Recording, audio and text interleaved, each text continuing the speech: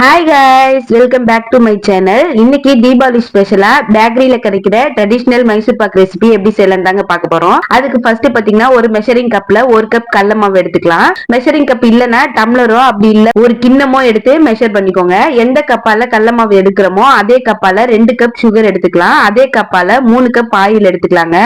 இதுல 2 cup oil சேர்த்துட்டு 1 cup key கூட சேர்த்துக்கலாம். அப்படி இல்லனாக்கா 3 கப்புமே வாசனை இல்லாத ஆயிலே நம்ம எடுத்துக்கலாங்க.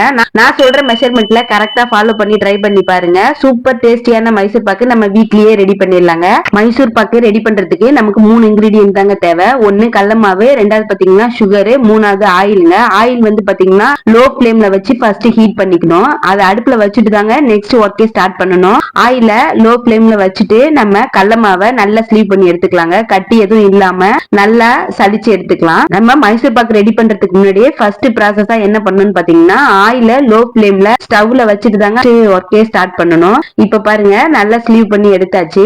இப்போ ஜீரா ரெடி பண்ணணுங்க. அதுக்கு 2 கப் வந்து நம்ம சுகர் எடுத்தோம். 2 கப்புக்கு 1 கப் தண்ணி சேர்த்து நல்லா சுகரை மிக்ஸ் பண்ணிட்டு அதுக்கப்புறமா தாங்க ஸ்டவ்வே ஆன் பண்ணணும். சுகர் நல்லா கரைஞ்சதுக்கு அப்புறமா ஸ்டவ் ஆன் பண்ணிட்டு நல்லா மிக்ஸ் பண்ணி கொடுத்துக்கலாம். ஸ்டவ் ஆன் பண்ணிட்டு நம்ம சுகர் சேர்த்து மிக்ஸ் பண்ணணும்னு பாத்தீங்கன்னா அடியில கருகுன மாதிரி போயிடுங்க, கலர் சேஞ்ச் ஆயிடும். அதுக்காக தான் தண்ணியும் சுகரும் சேர்த்து நல்லா மிக்ஸ் பண்ணிட்டு அதுக்கப்புறமா ஸ்டவ் ஆன் பண்ணிக்கலாம். இந்த ப்ராசஸ் பண்றதுக்குள்ள பாத்தீங்கன்னா நம்ம மைசூர் பாக்கை எடுத்து கொட்டுறதுக்கு ஒரு டிஃபன் பாக்ஸோ ஒரு கப்போ இது மாதிரி ஸ்கொயரா ஒரு டிஃபன் பாக்ஸ் எடுத்துக்கலாங்க. டிஃபன் பாக்ஸ் எடுத்துட்டு நம்ம ஆயில் ஹீட் பண்ணிருக்கோம்ல அதுல இருந்து ஆயில நல்லா கொஞ்சம் அதிகமாவே எடுத்து இது மாதிரி நல்லா கிரீஸ் பண்ணி எடுத்து வச்சுக்கலாம். ஏன்னா நம்ம மைசூர் பாக்கு ரெடி பண்ணதுக்கு அப்புறமா இதெல்லாம் ரெடி பண்ணா இறுகிடுங்க. அந்த ப்ராசஸ் எல்லாம் பண்றதுக்குள்ள ஆயில் கிரீஸ் பண்ணி எடுத்து வச்சுக்கணும். இப்ப பாருங்க சுகரும் நல்லா மெல்ட் ஆயிட்டு இருக்கு, பக்கத்துல ஆயிலுமே நல்லா ஹீட் ஆயிட்டு இருக்கு. எடுத்து கொட்டுறதுக்கு பேன்மே ரெடி பண்ணி வச்சிருக்கோம். இப்ப பாருங்க ஒரு சுகர் பாத்தீங்கன்னா ஒரு கம்பி பதம் வரணுங்க. ஒரு 8 மினிட்ஸ்க்கு அப்புறம் பாத்தீங்கன்னா இது மாதிரி ஒரு கம்பி பதம் வருங்க. லைட்டா கையால தொட்டு இது மாதிரி டிப் பண்ணி பாத்தீங்கன்னா ஒரு கம்பி பதம் வருங்க. அந்த ஸ்டேஜ்ல நம்ம ஸ்லீவ் பண்ணி எடுத்து வச்சிருந்த கடலை மாவை இது கூடவே சேர்த்து ஃபர்ஸ்ட் நல்லா மிக்ஸ் பண்ணிக்கலாம். இதுல கட்டி எதுவுமே வராதுங்க. அப்படி கட்டி வந்தாலுமே நம்ம மிக்ஸ் பண்ணும் போது கட்டி எல்லாமே கரைஞ்சிரும், பயப்பட வேணாம். இதை நல்லா மிக்ஸ் பண்ணி எடுத்துக்கலாம். பாருங்க இந்த அளவுக்கு கடல மாவும் சுகரோட நல்லா மிக்ஸ் பண்ணி எடுத்துக்கணும். இப்ப பாத்தீங்கன்னா பக்கத்துல நம்ம ஆயில் ஹீட் பண்ணி வச்சிருக்கோம். அந்த ஆயில் இருந்து ஒரு குழி கரண்டி எடுத்து இதுல விடணுங்க. இதுல விட்டா இது மாதிரி நுரைச்சி பொங்கி வரணும். அப்பதான் கரெக்டான ஸ்டேஜ்ல இருக்குன்னு அர்த்தங்க. நுரைச்சி பொங்கி வந்ததுக்கு அப்புறமா நம்ம ஆயில் சேர்க்கும் போது கடல மாவுல இது மாதிரி பொங்கி வரணுங்க. அந்த அளவுக்கு ஆயில் வந்து சூடா இருக்கணும். அதுக்குன்னு ஹை ஃபிளேம்ல எல்லாம் வச்சிடக்கூடாது. லோ ஃபிளேம்லயே வச்சு ஆயில ஹீட் பண்ணி இது மாதிரி பாருங்க, பார்க்கும் போது எப்படி இருக்குன்னு பாருங்க.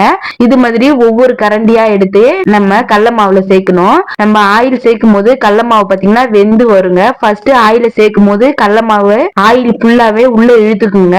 கொஞ்சம் ஆயில சேர்க்கணும், நல்லா மிக்ஸ் பண்ணணும். ஆயில் நல்லா உள்ள ஆனதுக்கு அப்புறம் திரும்ப ஒரு பேட்ச் நம்ம ஆயில் சேர்க்கணுங்க. இது மாதிரி எடுத்து வச்சிருந்த ஆயில் எல்லாத்தையுமே நம்ம இதுல கொஞ்சம் கொஞ்சமா சேர்க்கிறோம். ஃபைனலா பாத்தீங்கன்னா நமக்கு எப்படி பதம் தெரியும்னு பாத்தீங்கன்னா ஃபைனலா பாத்தீங்கன்னா இப்ப பாருங்களேன் ஆயில் சேர்த்து மிக்ஸ் பண்றோம். இதுல ஆயிலே தெரியல. இப்ப பாருங்க ஃபைனல் ஸ்டேஜ் வந்துருச்சு.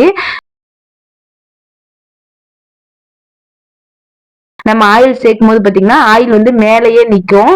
ஆயில் பாத்தீங்கன்னா மேலேயே நிக்குங்க, உள்ள இழுக்காது. அந்த ஸ்டேஜ்ல டக்குன்னு எடுத்து நம்ம ஆயில் கிரீஸ் பண்ணி வச்சிருந்த பேன்ல டிரான்ஸ்ஃபர் பண்ணிருந்தேங்க. டிரான்ஸ்ஃபர் பண்ணிட்டு இது மாதிரி ரொம்ப அழுத்தம் கொடுக்காம லேசா ஷேப் பண்ணி கொடுத்துக்கலாம்.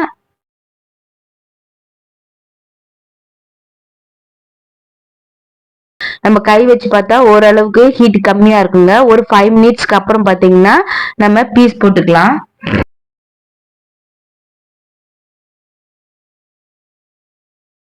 நமக்கு எந்த ஷேப்க்கு வேணுமோ அந்த ஷேப்க்கு கட் பண்ணி வச்சுக்கலாங்க. ஏன்னா இதுக்கப்புறம் பாத்தீங்கன்னா ட்ரை ஆயிடுச்சுன்னா நம்மளால கட் பண்ண முடியாது. அதனால இந்த ஸ்டேஜ்லயே நம்ம எடுத்து கொட்டி ஒரு 5 மினிட்ஸ்லயே நம்ம இது மாதிரி எந்த ஷேப்ல வேணுமோ அந்த ஷேப்க்கு ஸ்லைஸ் பண்ணி எடுத்து வச்சிடலாம். இதை பாத்தீங்கன்னா ஒரு 1/2 hour to 1 hourக்கு அது எதுவுமே டிஸ்டர்ப் பண்ண வேணாங்க. அப்படியே கூலாக விட்டுறலாம்.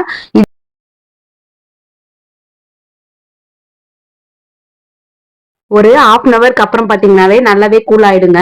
நம்ம மைசூர் பாக்கு எடுத்து வச்சிருந்த மைசூர் பாக்க ஒரு பிளேட்ல கொட்டி லைட்டா டேப் பண்ணாவே போதுங்க. ஃபுல்லாவே நமக்கு பிளேட்ல வந்துருங்க. ஆயில் கிரீஸ் பண்ணி வச்சிருக்கிறதுனால ஒட்டாம நமக்கு பிளேட்ல கிடைச்சிடும். பாருங்க, நல்ல ப்ரௌனிஷா வெளியில எல்லோ கலரா சூப்பரா மைசூர் பாக்கு ரெடி ஆயிடுச்சுங்க.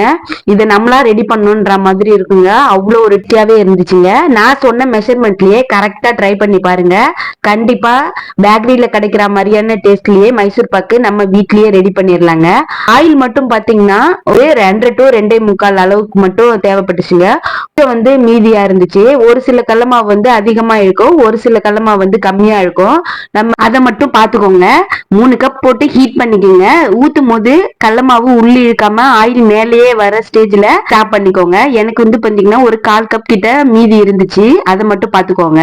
அவ்வளவுதாங்க. நான் சொன்ன அளவுகளோட இந்த தீபாவளிக்கு பேக்கரியில கிடைக்கிற மாதிரியே ட்ரெடிஷனலான மைசூர் பாக்கு வீட்லயே ரெடி பண்ணி பாருங்க. எப்படி வந்ததுன்னு கமெண்ட்ல சொல்லுங்க. அப்படியே நம்ம சேனலுக்கு ஒரு லைக் அண்ட் சப்ஸ்கிரைப் பண்ணி சப்போர்ட் பண்ணுங்க.